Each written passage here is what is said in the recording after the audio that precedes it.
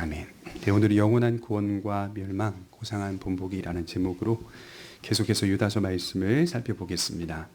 신약 성경을 차분하게 읽어보면 영원한 구원과 멸망이라는 주제를 거듭 반복해서 말하고 있다는 것을 알 수가 있습니다. 그래서 우리가 성경을 읽을 때 조심해야 할 것은 기독교 진리가 회복된 인간상을 말하기도 하지만 그 회복된 인간상은 인간의 구원과 멸망이라는 주제와 직결되어 있다는 사실을 기억하면서 놓치지 않으면서 회복된 인간상을 이해해 가는 것이 필요합니다. 회복된 인간상이 구원과 직결되어 있는 주제라는 것은 기독교가 단지 한 사람을 도덕적으로 고양시키는 목적을 지닌 그런 종교가 아니라는 점을 말씀을 드리는 겁니다. 골로새서 1장 13절에서 바울은 이 의미를 잘 부각해서 설명해 주고 있는데, 그가 우리를 흑암의 권세에서 건져내사 그의 사랑의 아들의 나라로 옮기셨느니라 라고 말씀을 하고 있습니다. 흑암의 권세, 즉 죄의 권세 아래에 있던 우리를 건져내사 그의 사랑의 아들의 나라로 옮기셨다. 그의 사랑의 아들의 나라는 어느 나라입니까? 이게 현재적인 의미도 있고 미래적인 의미도 있죠. 장소를 의미한다고 볼 수가 있습니다. 예수님을 믿는 믿음을 통하여 바라보고 소망하는 나라.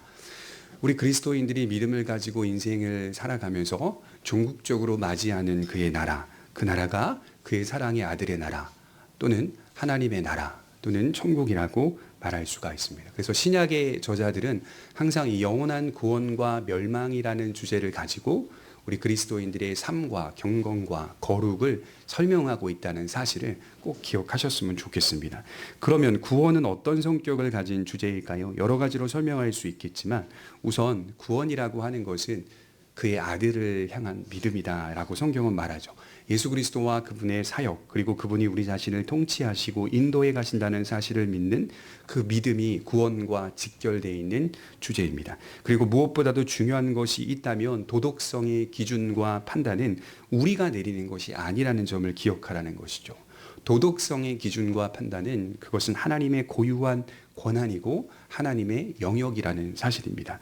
예수를 믿어서 사람이 변화가 된다는 것은 그저 착한 사람의 삶을 산다는 뜻이 아니라 그 사람의 생각과 계획과 가치관과 세계관이 절대자이신 하나님을 기준으로 하여 살아가게 된다라고 하는 사실을 말씀하고 있는 것이죠. 다시 말해서 세상이 볼 때 그것이 좋은 모습처럼 보인다 하더라도 성경적으로 볼 때 또는 하나님께서 보실 때 그것이 악이라고 한다면 우리는 그것을 죄라고 판단할 수 있는 안목을 갖게 되는 겁니다. 그러니까 성도가 예수님을 믿어 높은 도덕성을 지닌 사람으로 성장해 간다는 것이 늘 언제나 하나님의 판단 영역 속에서 평가받는 일이라는 사실을 인식하면서 그 기준이 누구인가? 우리 자신인가? 그렇지 않다. 성도가 되어지면 그 기준과 판단은 오롯이 하나님께 있다라는 사실을 기억하며 믿음과 함께 삶을 일치해 가는 것이 그리스도인의 정체성이라고 말할 수가 있겠습니다. 여기에는 두 가지 모습이 항상 따라오게 되는데, 우리의 신앙적 아름다움이 세상에서 볼 때도 좋은 평가를 받을 수 있다는 사실. 그러니까 저와 여러분들이 하나님 안에서 믿음을 가지고 인생 가운데 순종하며 살다 보면 도덕적으로 세상이 볼 때에도 칭찬받을 만한 일들이 있을 수 있다. 이게 세상의 일반적 윤리와 도덕과 성경이 말하고 있는 윤리와 도덕이 중첩되는 일들이 발생할 수 있다. 그래서 높이 평가를 받는 일들이 있다라고 하는 사실을 알 수가 있습니다. 반면에 충돌하는 지점도 분명히 있다라는 사실을 기억해야 하는 것이죠. 세상은 그것을 인간애로 높이 평가하기도 하지만 기독교는 그것을 죄로 구분짓기 때문에 기독교 신앙과 세상이 충돌이 생기는 지점이 반드시 있습니다. 우리는 그럴 때 믿음을 따라 선택하게 되는 것입니다. 왜냐하면 그것이 하나님의 말씀에서 말하는 하나님의 판단이기 때문에, 하나님의 영역이기 때문입니다. 그것은 우리 기준이 아니라 하나님의 기준이라는 사실을 성경을 통해서 재차 확인하기 때문입니다. 그렇다면 영원한 멸망은 어떻게 오는 걸까요? 성경은 인간의 멸망을 아주 단순하게 표현할 때는 예수님을 믿지 않는 마음 때문이라고 강조합니다. 조금 더 복합적으로 말한다면 인간의 멸망은 마음의 불신이고 동시에 그 사람 자신이 기준이 되어 어떠한 권위도 용납하지 않는 태도와 자세 때문에 영원한 멸망이 온다라고 말을 합니다. 더 간단하게 말씀드리면 인간의 멸망은 교만 때문에 오는 것이다 라고 말씀을 하는 것이죠. 그래서 우리는 성경이 인간을 향하여 가장 중요하게 여기는 구원과 멸망이라는 주제를 떠나서 생각할 수 없다는 것을 항상 기억하면서 하나님의 말씀을 이해하게 됩니다. 여러분, 유대인 역사학자 요세푸스는 이런 말을 했어요. 너희 앞에는 고상한 본보기가 있다. 오늘 본문 7절 하반절에도 비슷한 말을 하고 있는데 불의 형벌을 받음으로 거울이 되었느니라. 성경에서 말하는 지혜자는 어떤 사람일까요? 과거 일어난 하나님의 심판에 대해 진지하게 성찰하는 사람이라고 말씀을 합니다. 그래서 오늘 본문은 하나님의 심판을 받아서 멸망한 악인들의 모습을 세 가지 사건으로 설명하고 있어요. 이를 통해서 참된 믿음을 가진 신자의 길이 이와 같지 않아야 한다는 사실로 우리를 이끌어가고 있다라고 말씀을 드리는 것이죠. 첫 번째로 우리가 살펴볼 것은 유다는 너희가 이미 알고 있는 것을 끊임없이 상기하는 일이 대단히 유익하다라고 말씀을 하면서 오늘 본문을 열고 있습니다. 5절에 보시면 너희가 본래 모든 사실을 알고 있으나 내가 너희로 다시 생각나게 하고자 하노라. 지금 유다가 말하고자 하는 이 역사와 내용들을 초대교회 성도들이 몰랐던 것이 아니라는 뜻입니다. 지금부터 가르칠 내용들은 너희가 이미 알고 있었다, 재차 들었다, 반복해서 교회에서 가르쳐진 내용들이다, 이런 뜻이겠죠. 그러니까 과거 심판의 사건들을 초대교회 성도들은 이미 알고 있었다. 오늘 세 가지 사건은 이미 계속해서 알고 있었다라는 사실을 염두에 두고 있는 말씀입니다. 조금 더 확장해서 우리 현대 그리스도인들에게 적용을 해보면 우리는 이미 알았던 것에 대해 계속해서 다시 생각해야 할 필요가 있는 사람들이라는 것이죠. 제가 설교를 비유로 설명을 해보겠습니다. 설교는 매번 새로운 것을 가르치도록 되어 있는 것이 아닙니다. 도리어 다시 생각나게 하며 잊었던 것을 상기시키도록 되어 있습니다. 그래서 우리의 믿음이 어떻게 자라는가를 살펴보면 이미 알고 있는 신앙의 주제들을 여전히 더 잘 알 필요가 있다라고 하는 식으로 말씀이 선포됩니다. 교회를 처음 나온 사람들은 저 같은 설교자의 말씀이 무슨 말인지를 잘 못 알아듣게 됩니다. 그래서 제 설교가 많은 분들이 어렵다고 하는 것이 사실입니다. 그런데 이것이 어렵지 않기 위해서는 제 설교 전에 또는 하나님의 말씀을 스스로가 펴서 가까이 하여 묵상할 때에 제 설교에 대한 이해력이 훨씬 더 가깝게 느껴지는 것이 사실입니다. 왜냐하면 성경을 중심으로 계속 풀어가는 설교이기 때문에 이것이 어려울 수밖에 없는 것이죠. 하지만 이미 오랜 시간 동안 신앙생활을 해온 성도들은 어느 정도 알고 있습니다. 그리고 성경을 가까이 했던 신자들은 설교자의 말씀이 성경과 함께 자연스럽게 매칭이 되어 그의 신앙과 이성의 작용으로 해석이 되고 이해가 되며 자신의 상황에 맞게 적용이 되는 과정이 자기 안에서 무한 반복으로 자리를 잡게 됩니다. 또한 성경 지식에 대한 내용이 풍성하게 있지 않더라도 오랜 시간 동안 신앙생활을 하게 되면 복음에 관한 최소한의 내용들을 반복해서 들었기 때문에 설교자의 말씀이 어느 정도 이해가 되며 믿음으로 수용하게 됩니다. 이런 설명들을 종합해서 말씀을 드리면 성경은 바뀌지 않기 때문에 완전한 계시가 종결되었기 때문에 우리는 거듭 반복해서 성경을 가까이 두어 묵상해야 되고 그 성경의 말씀들을 반복하여 계속 상기해야 할 신앙생활의 책임을 느끼게 되는 것이죠. 그리하여 우리의 신앙생활은 풍성한 유익이 있게 된다라고 말씀을 드리는 겁니다. 제가 많이 강조를 드리죠. 성경은 읽어야 하는 겁니다. 하나님이 글로써 우리에게 허락하신 복된 은총의 선물이기 때문에 가까이 두어 말씀을 읽으시고 묵상해야 됩니다. 그래서 올해는 메모장 하나 만들어서 말씀을 읽으면서 자기 생각도 그 말씀에 따라 써보기도 하시고 이것이 무슨 내용인지를 추각해서 요약하기도 하시고 하는 것들의 훈련들이 스스로가 좀 잘 이루어졌으면 좋겠습니다. 그래서 신앙의 유익이 있다라고 하는 것이죠. 더 나아가 이미 알고 있던 그 말씀이 깊이 연구되고 해석이 되어 강단에서 다시 선포되게 되면 그것이 성령의 역사와 함께 우리 속에서 새로운 말씀과 힘으로 새로운 생명과 회복으로 자리를 잡게 되는 것이죠. 중요한 것은 이미 알았던 그 말씀을 여전히 더 잘 알 필요가 있다는 사실입니다. 그래서 5절은 그렇게 말하면서 시작하고 있어요. 뒤집어 생각해 보면 교회 안에 이단성을 가진 신자들이 진리에서 변절하게 된 요인 중 하나가 뭐냐라고 묻는다면 우리는 이렇게 말할 수가 있어야 합니다. 진리의 말씀을 다시 거듭하여 상기하고 반복해서 듣지 않았기 때문이다 라고 말할 수가 있습니다. 지난주 말씀을 드렸듯이 이들은 처음부터 이단은 아니었습니다. 이들은 믿음 생활을 했던 자들입니다. 그러나 나중에는 신앙을 버리고 교회 공동체 안에서 진리를 대적하는 자들로 등장하게 된 것이죠. 제가 볼 때 어느 정도 믿음에 대한 경험도 있고 이해도 있었던 사람들입니다. 어쩌면 하나님의 은혜도 여러 모습으로 경험한 사람들일 것입니다. 그래서 유다서에서 진리에 대한 대적자들로 서 있는 사람들은 여전히 교회 안에 있는 자들이다라는 사실을 인식하면서 이들이 단순히 초신자인가? 그렇지 않다. 이들은 아마도 교회 공동체 안에 구역장 정도의 위치에서 다른 사람들에게 영향을 끼치는 리더의 위치에서 역할을 감당했던 그런 존재들이었을 것이다. 왜냐하면 수많은 책에서 이들을 거짓 스승으로 해석하고 있기 때문입니다. 그러니까 이들은 처음부터 아예 이단으로 들어온 사람들은 아니었다라고 하는 것이죠. 그러나 이들의 문제점은 하나님의 말씀을 반복하여 듣는 그 중요함을 간과했기 때문에 제멋대로의 신앙이 이어지게 된 것입니다. 특히 저는요, 5절을 다시 보시면 내가 너희로 다시 생각나게 하고자 하노라, 이 말씀이 많이 와닿았습니다. 왜 그랬을까요? 우리 자신이 누구인가를 잘 설명해 주고 있는 말씀이거든요. 여러분, 저와 여러분들은 누구입니까? 계속 같은 말씀을 들어야 할 만큼 부패하고 타락한 사람들입니다. 그리고 진리에 대한 기억력이 썩 좋지 않은 자들이라고 평가할 수가 있습니다. 단언하건대 그렇습니다. 왜 그랬을까요? 목사인 저도 성경을 가까이 두고 연구하는 저도 뒤돌아서면 잊어버리거든요.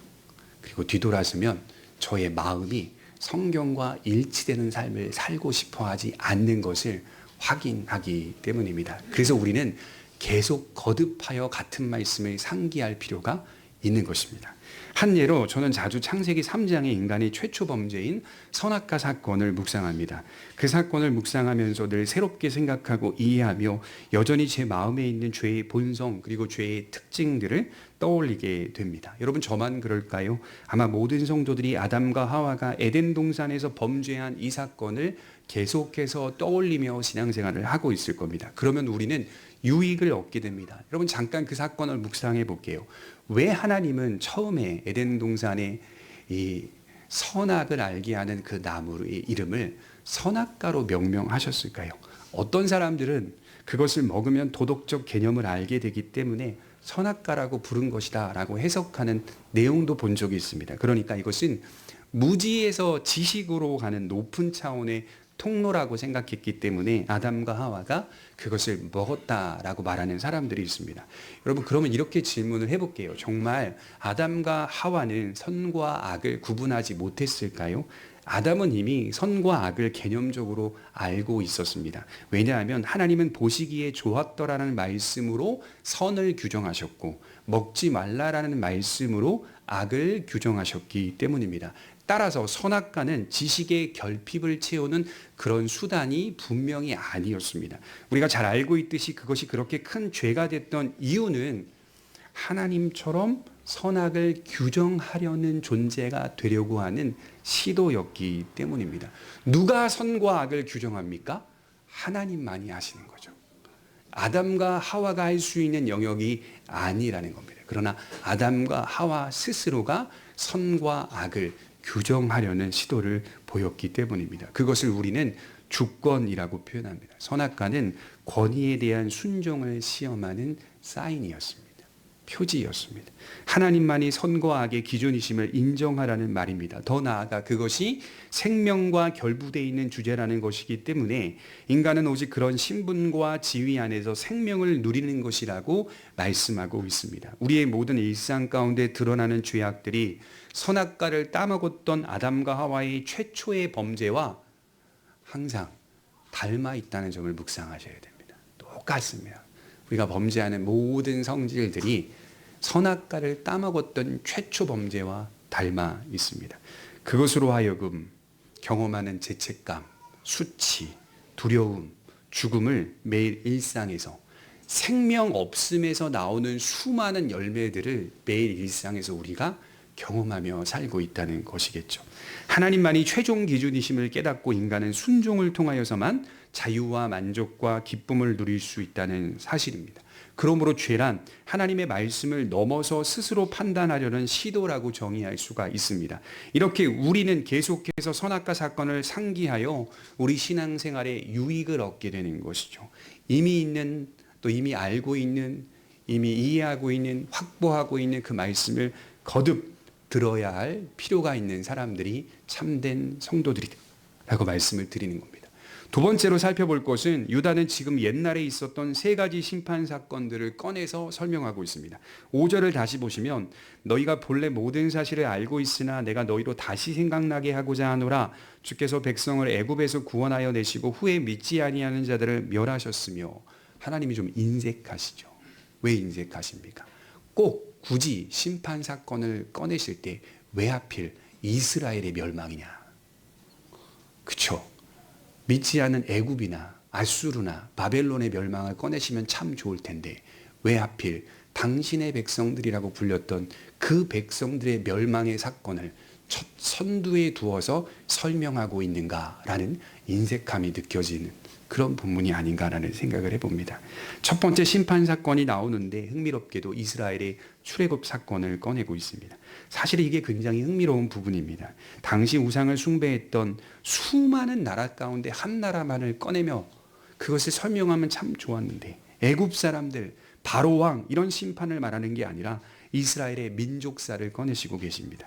그래서 이스라엘이 출애굽 사건을 구별해서 이해해 볼 필요가 있어요. 먼저 이스라엘은 분명히 애굽에서 건진받은, 구원받은 하나님의 백성이라는 사실은 분명합니다. 그러나 이것이 이스라엘 전 백성이 영원한 구원을 받았다는 의미가 아니라는 점입니다.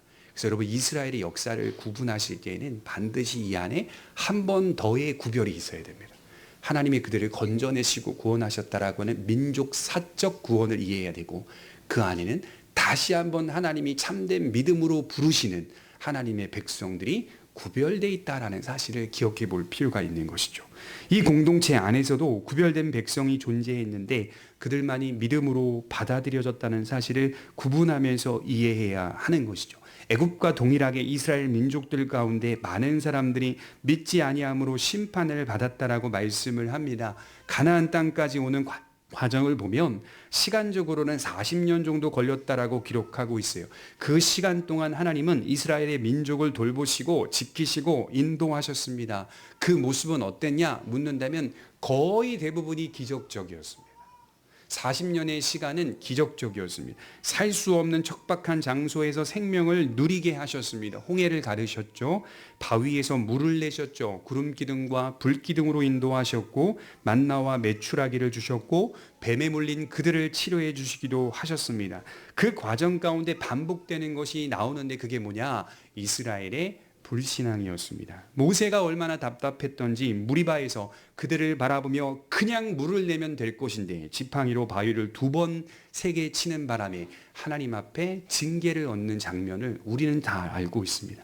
그 정도로 이스라엘 민족의 신앙은 형편없어 보입니다.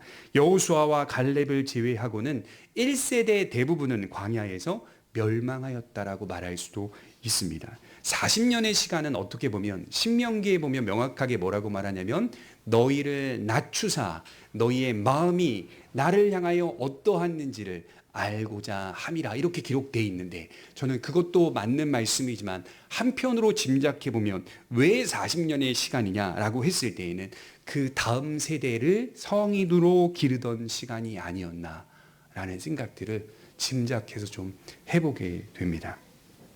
하나님께서 이스라엘 민족을 선택하신 것은 따지고 보면 영원한 천국에 들어가게 하기 위한 선택이 아니라 신전 국가의 설립을 위한 것뿐이었고 또한 이스라엘 민족을 통하여 예수님을 보내시겠다는 통로로 사용된 그릇이었을 뿐인 것입니다. 이스라엘 민족은 그 특권적 은혜를 방종으로 사용했던 대표적인 예라고 기록할 수가 있습니다. 이스라엘은 하나님의 은혜를 바르게 받아서 열방 가운데 모델하우스로 그 역할을 충실히 감당했어야 했습니다. 그러나 우리가 잘 알듯이 그런 하나님의 언약 백성들도 실패하더라. 그 실패한 역사를 뚫고 다윗의 후손으로 예수님이 오시게 됩니다. 물론 그 이스라엘의 민족사 안에서 하나님께 한 번도 구별된 부르심을 얻어 택함 받은 백성들은 그 약속을 바라보며 믿음으로 충실하게 순종하며 살았던 사람들이 맞습니다. 그 사람들을 인식할 필요가 있는 것이죠.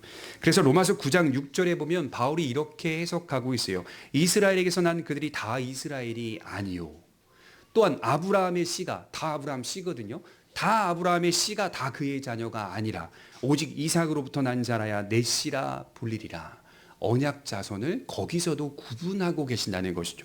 이스라엘 민족을 선택하신 것은 외부적인 선택이었고 그 속에 내부적인 선택이 한 번 더 있었으니 그것이 참된 믿음에 대한 선택이었습니다. 이것을 우리는 잘 분별해 보셔야 합니다. 그래서 구약 역시 참되게 믿음을 가진 자들은 구원을 받습니다. 이 믿음은 신약 성도들이 가지고 있는 믿음과 전혀 다르지 않다.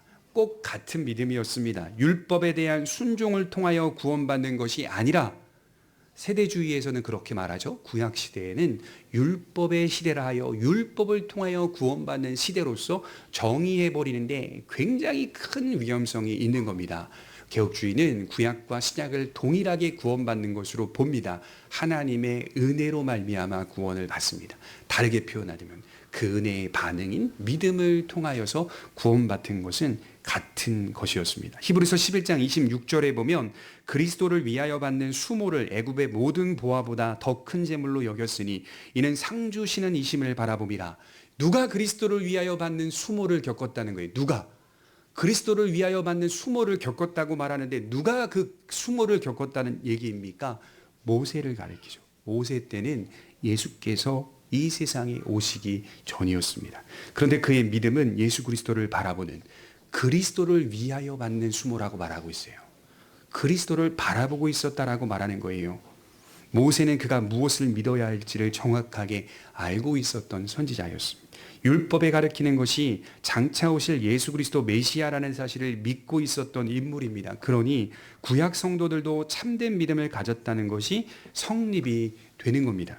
여러분 고린도전서 10장에서 보면 출애굽한 사건을 바울이 다시 한번 꺼내서 이렇게 비판하며 고린도 교인들을 가르치고 있는데 고린도전서 10장 5절에 그러나 그들의 다수를 하나님이 기뻐하지 아니하셨으므로 그들이 광야에서 멸망을 받았느니라. 이스라엘의 다수가 광야에서 멸망을 받았느니라. 이렇게 고린도 교회를 향하여서 가르치고 있습니다. 그리고 고린도전서 10장 11절에 내려와 읽어보면 이렇게 바울이 말합니다. 그들에게 일어난 이런 일은 본보기가 되어 또한 말세를 만난 우리를 깨우치기 위하여 기록되었느니라. 너희도 다 들어와 있어. 그 얘기하는 거예요. 지금 너희도 같은 범주 안에 있으니 너희를 깨우치기 위해 그 본보기를 믿음으로 받으라. 얼마나 문제가 많았던 거예요. 고린도 교회가. 그렇잖아요. 얼마나 혼란한 교회예요. 본보기로 삼으라. 하나님의 은혜를 진심으로 경험한 자라면 믿음의 멍에를 매라. 그 얘기를 하는 거예요. 믿음을 가졌는가? 자유를 얻었는가? 은혜를 받았는가? 반드시 믿음의 멍에를 매라. 우리에게 믿음을 주셔서 영원한 구원을 허락하신 것은 우리로 하여금 죄의 무거운 짐을 벗고 죄의 짐을 벗고 이게 복음이 아니에요. 복음은 죄의 짐을 벗고 믿음의 멍에를 매는 것으로 나아가는 게 복음입니다. 짐만 벗고 내 마음대로 살게 하는 것이 유다서의 내용이잖아요. 다시 다른 짐을 져라. 전혀 다른 차원의 짐을 져라. 예수 그리스도의 멍에를 매라. 마태복음 11장 29절에 보면 나는 마음이 온유하고 겸손하니 나의 멍에를 메고 내게 배우라. 이게 무슨 내용이에요?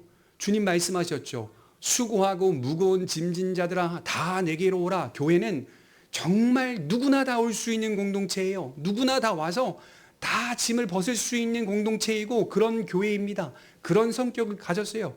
거기서 끊기지 않고 말씀이 나는 마음이 온유하고 겸손하니 여기 와서 다른 멍에를 메고 내게 배우라 이렇게 말씀을 하고 있어요. 누구의 멍에입니까? 그리스도의 멍에예요. 그러면 너희의 마음이 쉼을 얻으리니 죄의 짐 벗는다고 쉼을 얻는 게 아니라는 거예요. 예수의 멍에를 맬 때 쉼을 얻는다라고 말해요. 이는 너희가 메고 있는 멍에는 쉽고 내 짐은 가벼움이니라.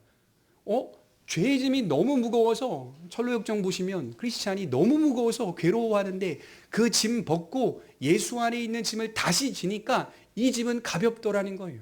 마음이 쉼이 있더라는 거예요. 죄의 짐을 벗고 전혀 다른 차원의 새로운 짐을 져야 한다라고 성경은 말씀합니다. 그런데 이 짐은 쉽고 가볍답니다. 여러분 한번 생각해 보십시오. 우리의 인생이 쉬울까요? 어떻게 보면 예수님을 믿는 믿음으로 인하여 더 힘들고 외로운 인생을 살게 되기도 합니다. 이게 어떻게 쉽고 가벼운 짐입니까?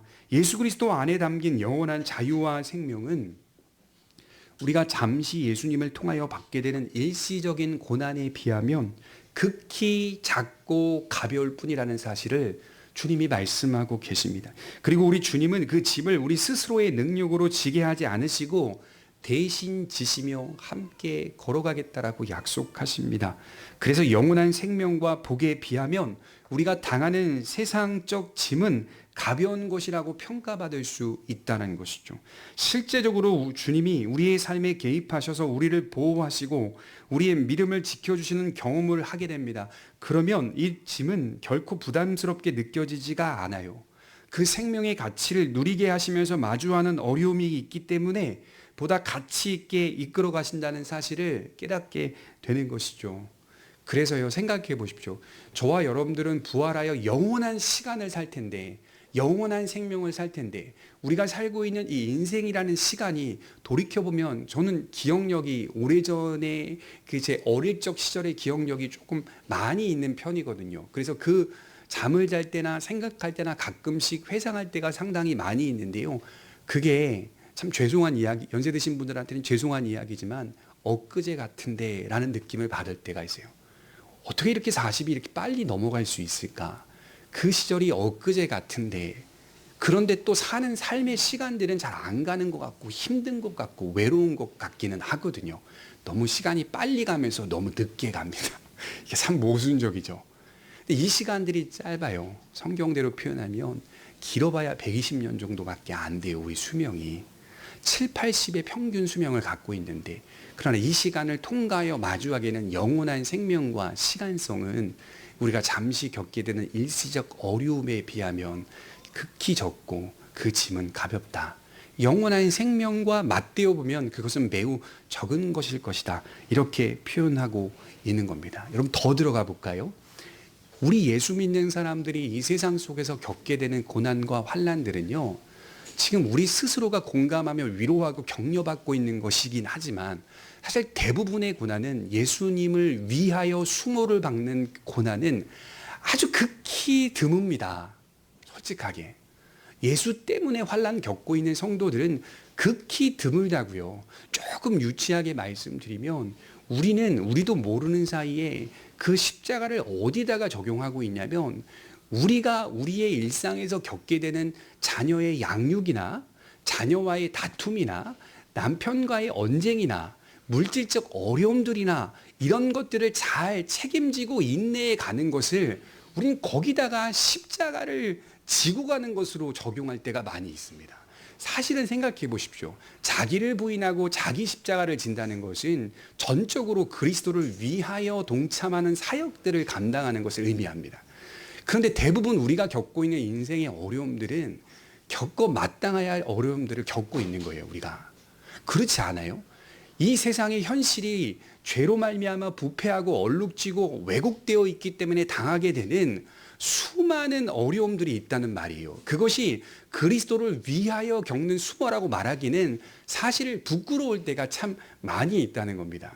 그러나 오늘 초대교회 성도들에게 대입을 해보면 그들은 전체적 일상이 다 그리스도를 위하여 겪게 되는 분위기 속에 살고 있었다는 거예요. 수많은 고난과 핍박과 어려움 속에서 하나님의 복음을 향하여 꿋꿋이 부활 생명과 영원한 나라를 바라보며 인내하고 견디고 있었던 것을 볼 때 현대 그리스도인들은 사실 많이 부끄러워해야 할 것이 사실입니다. 제가 볼 때는 그래요. 그렇지만 우리가 누리고 있는 영원한 생명과 복음의 가치는 세상 어떤 것보다도 비할 데가 없다라는 사실을 기억하며 말씀을 들을 필요가 있습니다. 그래서 우리는 이스라엘이 심판을 받은 사건을 돌아보면서 홍해를 건넌 것, 유월절의 피를 경험한 것, 만나와 메추라기, 구름기둥과 불기둥 이런 신앙의 경험들이 구원을 보증해 주는 것은 아니다. 그렇죠? 이런 경험들이 구원을 보증해 주는 것이 아니라 그리스도를 참되게 믿어 믿음의 멍에를 지고 사는 것, 그리고 끝까지 인내하는 것이 우리의 믿음을 보증해 주는 것이고 구원의 확신을 가져다 주는 겁니다. 이어서 두 번째 사건이 나오는데 타락한 천사들을 거론하고 있습니다. 우리 6절에 보시면 또 자기 지위를 지키지 아니하고 자기 초소를 떠난 천사들을 큰 날의 심판까지 영원한 결박으로 흑암에 가두셨으며, 천상에서 영광스러운 상태 가운데 있는 천사들 가운데 어떤 천사가 타락하게 되었다라고 기록하고 있어요. 그런데 이 타락한 천사의 특징이 나오는데 자기 지위와 자기 초소를 떠났다. 그들은 아름다운 신분이 있었고 그들이 거하는 영광스러운 장소가 있었습니다. 고유한 영역이 있었습니다. 이것을 떠났기 때문에 그들은 천계에서 쫓겨나 영원한 결박으로 흑암에 가두어져 있다라고 명확하게 말씀하고 있습니다. 그래서 우리는 사탄의 역사가 이 세상 가운데 존재하기는 하지만 사실상 영원한 결박으로 흑암에 가두어져 있는 상태라는 사실을 기억하면서 들을 필요가 있어요. 그들의 형편이 결과적으로는 갇힌 형편, 멸망한 형편이라는 뜻입니다.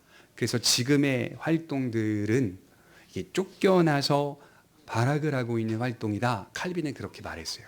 지금 사단의 역사는 이 세상에서 자기 영역에서 쫓겨나 발악하고 있는 상황으로 이해해야 된다. 그런데 성도들이 이렇게 묻죠. 그 다락방이라고 하는 이단이나 귀신론을 쫓는 김기동 이쪽 계열의 사람들, JMS 사이비 집단들은 그런데 이 사탄을 너무 크게 보는 바람에 하나님보다 더 큰 존재로 여겨서 모든 일상을 사탄과의 싸움으로 살아가게 만드는 잘못된 가르침으로 성도들을 미혹하고 있죠.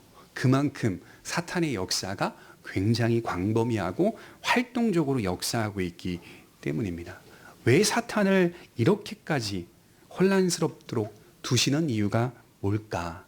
사실은 성경이 그것을 명확하게 말하지는 않아요. 추적할 이성이 없습니다. 다만 우리는 분명하게 고백하기로는 타락한 천사들의 심판이 영원한 결박 가운데 지켜지고 있다는 사실을 기억해 볼 필요가 있다라고 하는 사실이죠.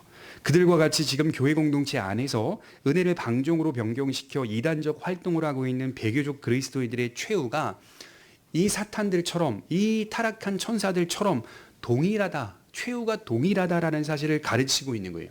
영원한 결박으로 흑암에 가두어져 있다는 사실입니다. 그래서 이런 특징을 가진 이단자들을 4절을 보시면요, 지나오긴 했지만 옛적부터 이 판결을 받기로 미리 기록된 자니니, 이런 자들에 대한 심판은 과거 역사에도 항상 있어 왔는데 성경은 이미 옛적부터 기록하고 있었다, 예언하고 있었다라고 말씀을 하는 것입니다.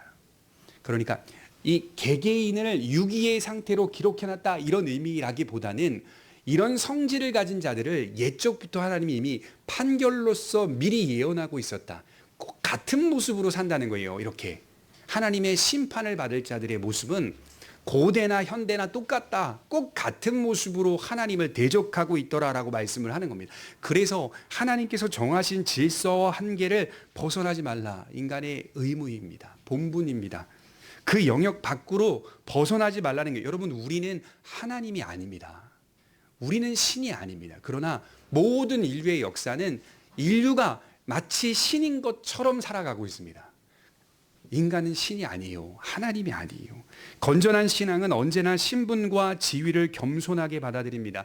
그리고 그 영역 안에서 떠나지 않고 하나님을 바라보며 그 자리를 지켜냅니다. 이것이 바로 참된 믿음입니다.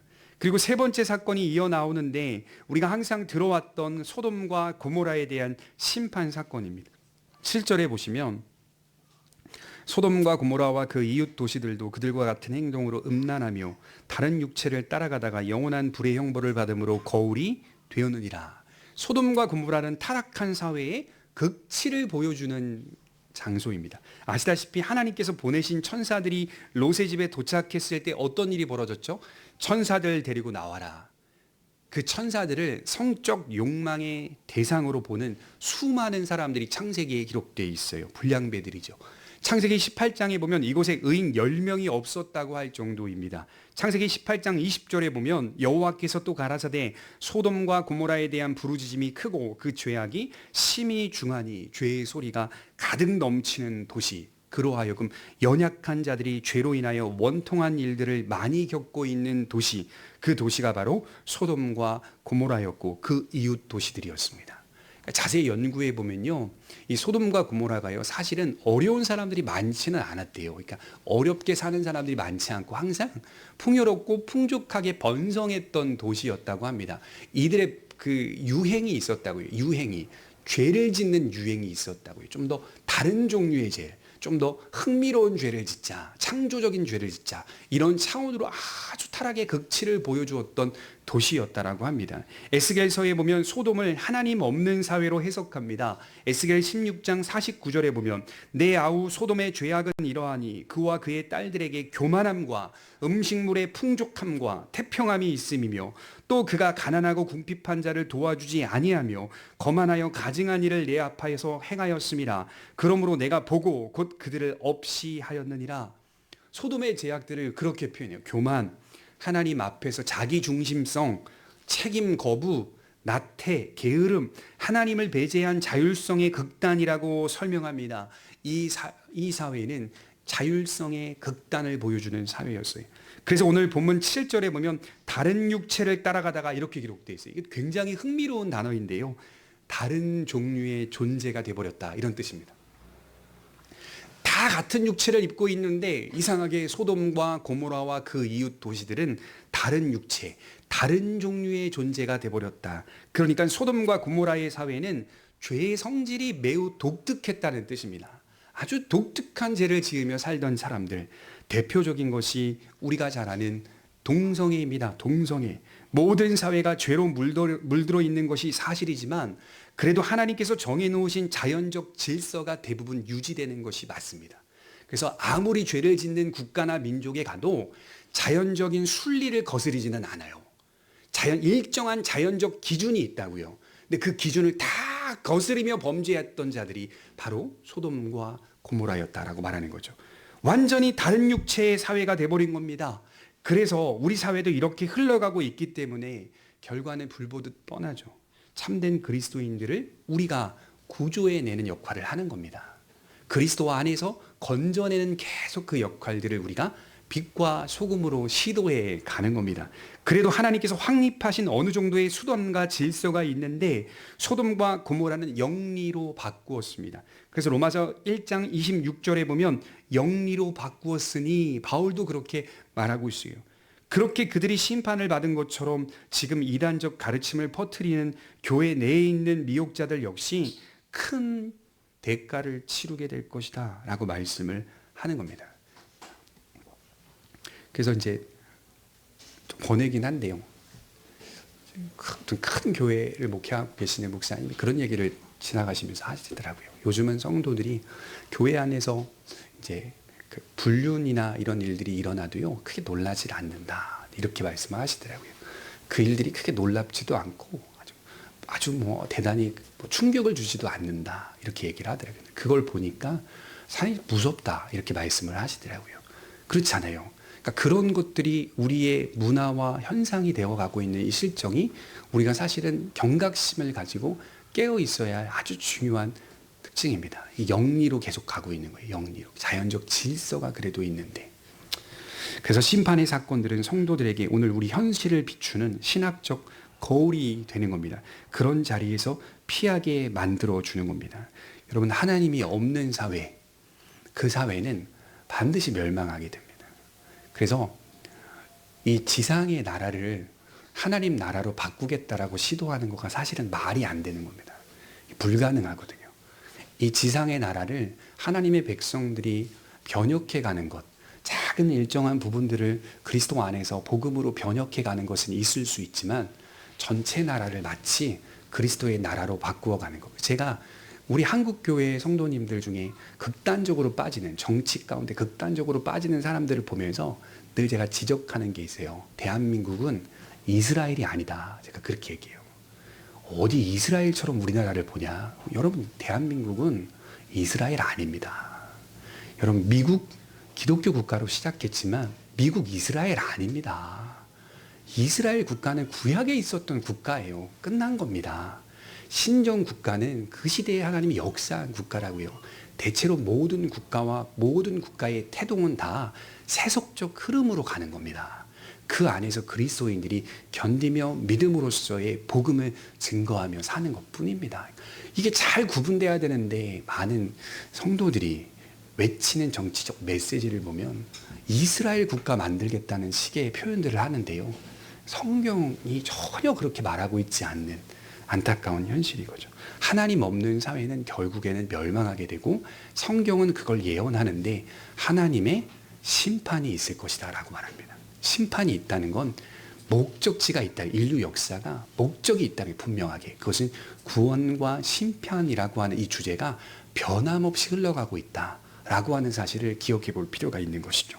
마지막 세 번째로 이들에 대하여 유다는 말하기를 꿈꾸는 이 사람들이라고 정의합니다. 여러분 8절에 보시면 그러한데 꿈꾸는 이 사람들도 그와 같이 육체를 더럽히며 권위를 업신여기며 영광을 비방하는도다. 고대 사회에서 꿈은 현대 사회에서의 꿈의 가치와는 조금 다릅니다. 고대 사회는 꿈을 신적인 계시를 받는 통로로 이해했습니다. 여러분 그래서 구약을 보면 요셉이 꿈을 꿉니다. 한 사람이 꿈 같죠? 아니에요. 신적 계시를 받는 꿈이었어요. 하나님의 계시였습니다. 다니엘이 모든 꿈과 환상을 깨달아 알았더라. 이렇게 기록하고 있죠. 다니엘이 받은 그 꿈, 하나님의 계시였어요. 요엘 선지자는 늙은이는 꿈을 꿀 것이며 이렇게 말씀을 합니다. 성령의 내주하심을 꿈으로 비유하고 있는 겁니다. 그래서 고대 사회에서는 꿈은 신적 소통의 수단으로 하나님께로부터 또는 우상으로부터 주어지는 것이라고 이해했던 문화적인 배경이 있는 겁니다. 쉽게 풀어서 말씀드리면 오늘 이 유다서의 대적자들은 개인적인 체험을 더 앞세운 자들, 무엇보다 하나님의 말씀보다 신탁, 자신들의 주관적 신비 체험을 더 앞세우며 성도들 미혹했던 자들이라고 하는 겁니다. 그리고 자신들이 경험한 그 주관적인 체험이 신적 계시인 하나님 말씀보다 훨씬 더 중요하다고 가르친 자들입니다. 그렇게 하여 육체를 더럽히고 권위를 업신 여긴 사람들입니다. 교회는요, 질서가 사라지고 교회의 영광은 비방을 받게 됩니다. 여러분 딱 말씀드려 볼게요. 오늘날에도 이와 아주 흡사한 성도들이 있습니다. 제가 예전에 말씀드렸죠. 강도상가요. 그때 부교육자 사역을 했을 때 그 교회 안에 한 집사님이 계시는데 늘 자기가 경험한 신비한 체험들로만 신앙이 구성되어 있는 분이었어요. 정말 이야기를 많이 해드려도요. 굉장히 불쾌해하시며 언제 어떤 경험을 했는지를 쫙 나열하시는 거예요. 아무리 그래도 그것이 하나님의 말씀을 통하여서 일치되는가를 점검하셔야 된다. 말씀을 해도 필요 없다는 거예요. 그래서 성도들의 구역장 예배를 드리고 성경 공부를 하고 가르치는 꼭 이런 분들은 가르치는 위치에 있거든요. 거기에 서면요. 늘 제일 먼저 나온 게 내가 이런 경험을 했는데 이게 먼저 나와요. 내가 이런 경험을 했는데 자신이 경험한 모든 체험이 성경보다 앞서 있는 사람들, 강하게 붙잡고 있는 사람들, 자기의 삶에 신앙적 성찰은 없고 오직 신비한 신적 영감만 주장하며 끊임없이 성도들을 미혹합니다. 교회에는 두 가지 자세와 태도로 이런 사람들을 분별해야 됩니다. 하나는 신적인 경험 혹은 신적 행동들은 반드시 교회 공동체 전체의 평가를 받아야 하는 것과 또 다른 하나는 예수님의 가르침과 사도들의 가르침에 그 사람의 신적 경험이 은혜 받은 주관적 신비한 체험이 일치하고 있는가를 평가받아야 하는 겁니다. 그래야 자신이 아무리 그런 신비한 경험을 했다 하더라도 성경과 대치되거나 반대되는 것이라면 자기의 경험은 잘못된 경험이라는 사실을 인정하고 내려놓을 수 있어야 됩니다. 사단의 역사라고 솔직하게 고백할 수 있어야 하는 겁니다. 자기 삶에 이런 성찰이 있어야 돼요. 이 두 노선에서 벗어나 있다면 어떠한 주장도 받아들일 수 없습니다. 제가 좀 부연해서 말씀드리면 훨씬 중요한 게 뭔지 아십니까? 하나님의 은혜를 신비하게 체험하고 경험한 사람들이 보이는 신앙적 열매를 볼 때 복음의 자유라는 이름으로 질서 있는 수많은 것들을 무너뜨리고 있다면 그건 은혜 받은 자의 모습이 아니라고 할 수가 있습니다. 질서 있는 수많은 것들, 자기 삶에 질서가 잡힌 것들, 상식적인 것들 다 무너뜨리며 신앙의 열심을 보이고 있다면 그건 신앙이 아닐 수 있습니다. 자기의 의라고 하는 거죠. 자기의. 그래서 제가 오후 예배 때도 잠깐 말씀을 드릴 거지만 우리 신앙은요, 칭의와 성화로 구성되어 있거든요. 이게 한 몸이 되어 있거든요. 칭의는 밖에서 찾는 겁니다. 안에서 이루는 것이 아니라 밖에서 이루는 겁니다. 성화는 밖에서 이루는 것이 아니라 안에서 이루는 겁니다. 한번 이렇게 말씀을 드려볼게요. 잘못된 성도들은 항상 칭의를 밖에서 이루는 것으로 이해하지 않고 안에서 이루는 것으로 이해합니다. 성화를 안에서 이루는 것으로 이해하지 않고 밖에서 이루는 것으로 이해합니다. 거꾸로 생각을 해요, 항상. 밖에서 이룬다는 게 무슨 뜻일까요? 내가 어떤 규칙과 규범에 잘 열심을 다하여 순종하고 따라가면 자연스럽게 칭의가 오거나 성화가 내 안에 이루어진다고 착각하는 거죠. 칭의는 결코 그렇지 않아요. 성화도 결코 그렇지 않아요. 성화가 안에서 이루어진다라고 하는 것은 자기 안에서 자기를 성찰하며 그리스도의 복음을 통하여 살필 때에만 가능한 겁니다. 성령의 도우심으로 말미암아 가능한 겁니다. 이거 다 제쳐놓고 밖에서 성화를 이루고자 교회에 한번 열심 내보자라고 할 때에는 다 실패합니다. 그래서 성화는 안에서 이루는 것이라고요. 그래서 복음의 자유를 누리는 사람들이 질서 있는 수많은 것들을 무너뜨리고 있다면 이건 굉장히 잘못된 신앙입니다. 우리가 받은 은혜는 십자가 앞에서 자신을 부인하게 만드는 은혜이지 십자가를 명목으로 하여 정욕을 따르는 은혜가 아닙니다. 은혜는 하나님이 정하신 경계와 질서를 결코 무너뜨리지 않으며 도리어 하나님의 영광과 권위를 세웁니다. 겸손히 다스림을 받습니다. 그래서 하나님의 은혜는 반드시 진리의 멍에를 매는 모습으로 나타나는 겁니다. 좋은 일들이 생길 때에도 주님 감사합니다. 저 같은 자에게 어떻게 이런 일들을, 복된 일들을 허락하여 주십니까? 구원받은 것도 감사하는데 내 삶에 이런 외적인 감사한 은혜들도 허락하시니 너무 감사합니다. 고난받을 때도 주님 감사합니다. 주님이 깨닫게 해 주셔서 주의 율례를 배워가게 하시니 감사합니다. 물론 힘들죠. 고난 앞에서. 그러나 모든 성도들이 믿음이 올바르다면 이렇게 범사에 감사할 수 있는 자세와 태도가 나올 수밖에 없는 것이죠. 제가 이제 아침마다 우리 아이를 어린이집에 데려다 주는데 가방을 매게 합니다. 가방을 매면 아이가 불편하죠. 그러나 제가 이렇게 말해요. 그것은 너의 가방이다. 이렇게 이야기를 해줍니다. 그건 너가 매는 것이다. 물론 제가 맬 때도 있어요. 힘들어하거나 무거운 걸 듣거나 할 때 제가 맬 때도 있어요. 그러나 대체로는 너의 가방이니 너가 매라 이렇게 말을 합니다. 그러면 이 아이가 소속감이 생기는 것이죠. 이 소속감이라고 하는 것은 안에서 주어지는 자유함이 내면 가운데 발동합니다. 아, 여기는 내가 가는 곳이구나. 아빠가 대신 가는 곳 아니구나. 내가 가서 그곳에서 자유롭게 활동하는 것이구나. 라고 하는 것을 아이가 생각해 보게 되는 것이죠. 그러면 이 아이는 맵니다. 그 가방이 내 거니까, 내 가방이니까. 그래서 바울은 이렇게 말한 겁니다. 믿음은 순종과 함께 가고 순종은 곧 믿음이다.